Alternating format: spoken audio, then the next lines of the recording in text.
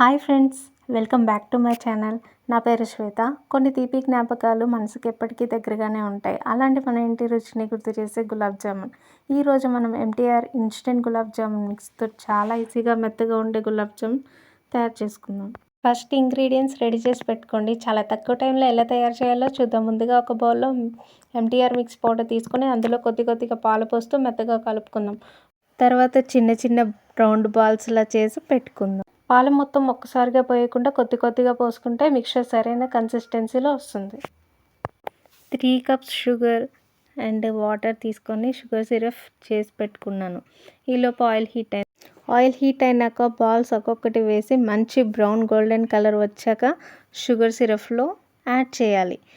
వేడి పంచదార భాగంలో ఈ గులాబ్ జామున్లు వేస్తే త్వరగా సాఫ్ట్ అండ్ జ్యూసీగా వస్తాయి.